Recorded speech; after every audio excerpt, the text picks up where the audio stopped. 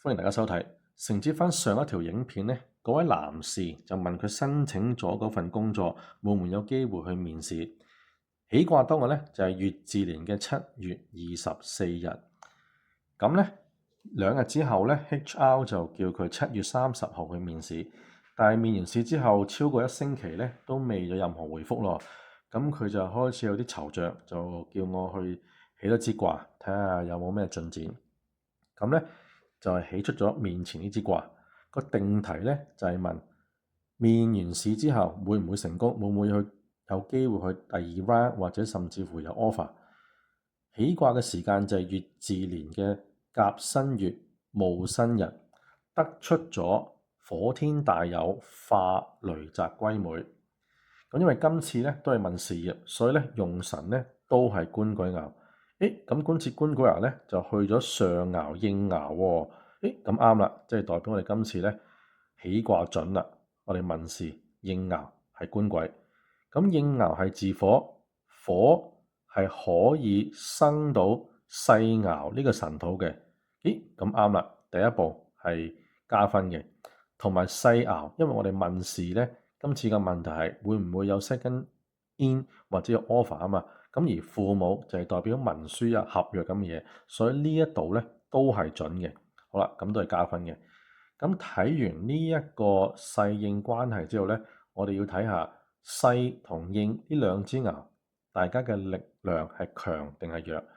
神土喺申月同埋申日係唔強嘅，因為得唔到月令同埋日神嘅幫助，所以細爻呢支爻嘅力量係唔強嘅。好，睇下應爻啦。應爻係自火，自火同樣地亦都係得唔到辛金嘅月同辛金嘅日嘅幫助，不特止喺呢一度仲會形成咗一個我哋叫做辛字刑嘅。辛字刑呢，其實佢係一個又合又刑嘅東西，佢哋係合住，但係合得嚟呢係有啲唔開心，有啲矛盾，有啲糾結嘅，所以呢個合呢係不太好嘅，所以力量呢就唔好啦。好啦，咁講完細應嘅關係同能量之後呢，我哋就要睇下今次嘅卦身去咗邊啦。今次卦身就去咗二爻寅木妻財呢度啦。咁其實係好啱嘅。點解呢？因為我哋有時呢，我哋好多時候解釋一啲卦呢，除咗係睇用神之外呢，我哋仲係要參考其他嘅輔助用神嘅。喺呢個例子裏邊，我哋係要參考我哋叫元神。元神嘅意思即係今次係寅木，木係可以生火，所以呢一個元神係可以生旺過用神嘅。咁呢個元神有冇用呢？睇下佢哋係強定係弱呢？咁我哋可以睇下啦。我見到個紅色嘅圓圈喎。紅色嘅圓圈我哋叫做空亡。空亡嘅意思就係落空、消失、暫時冇能力。咁即係喺呢一度元神首先就係扣咗分啦。好，我哋見到個絕字喺度喎。絕嘅意思係其實如果我哋見到申日、申金見到寅木，我哋叫做申金絕咗個寅木。絕嘅意思係寅木嘅能量受制、受克，陷入咗一個困境咁樣，所以亦都係扣分。呢支爻扣分。好，第三樣嘢最緊要嘅就係大家見到申月、辛金月同埋辛金日，我哋會形成咗一個叫做寅申沖，金克木，仲係要沖克2次，因為辛同埋月2次，所以呢支爻基本上係已經係嚴重受傷，所以冇咗力噶啦，冇咗能量，亦都唔可以去生呢個，所以對問事人一啲幫助都冇。好，再睇埋其他，睇下有冇啲嘢可以幫助到個問事人或者個用神。我哋見到呢度有個長生，子水子孫有長生。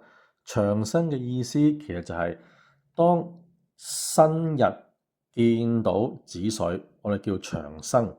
長生即係代表有能力好似一啲幼苗喺一個泥地上慢慢成長生長咁解。咁呢度有力啦。咁但係有力係咪代表可以幫助到個問事人呢？咁我哋睇下生剋關係啦。子水其實係克個巳火嘅，同埋子水係強嘅，因為辛金係生子水，一個好強嘅子水可以去克個巳火，所以呢一度亦都係扣分，對個問事人一啲幫助都冇，不特止，仲係會克個用神官鬼。好啦，咁講到呢一度咧，我諗都幾呼之欲出噶啦，因為應爻冇力，世爻冇力，元神冇力，幫唔到個問事人。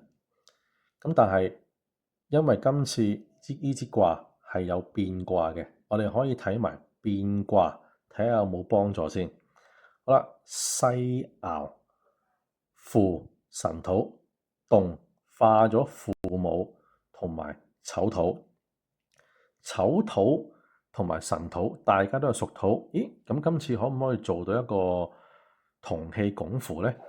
但係好不幸呢，如果我哋由子水開始數，子丑寅卯辰巳午未申酉戌亥，由辰去到丑土呢，其實我哋係叫做化退神嘅，係調翻轉頭，係能量減低咁解。同埋世爻辭父，父係一啲文書啊、合約咁嘅嘢，同埋世爻係自己問事人，所以代表今次呢一個情況之下，化退神個能量就減低啦，所以呢一度係會扣分嘅。好啦，睇完呢一支爻，睇埋呢一個動爻，應爻官鬼巳火化父母爻戌土，咁戌土同丑同神土，大家都係土喎，但係今次咧就形成咗一個神戌相沖，咁即係官鬼父母化成呢個父母合約，但係倒轉頭咧，原來係會沖翻自己嘅。咁呢一度咧就係自己嚴重受傷，再加上用神主要用神官鬼啊嘛，化咗呢個父母，父母即係文書合約咧，原來戌土見到巳火。係會拉咗呢個巳火，我哋叫入墓嘅。入墓嘅意思即係暫時入咗墳墓，能量被困住，喐唔到咁解，所以亦都係扣分嘅。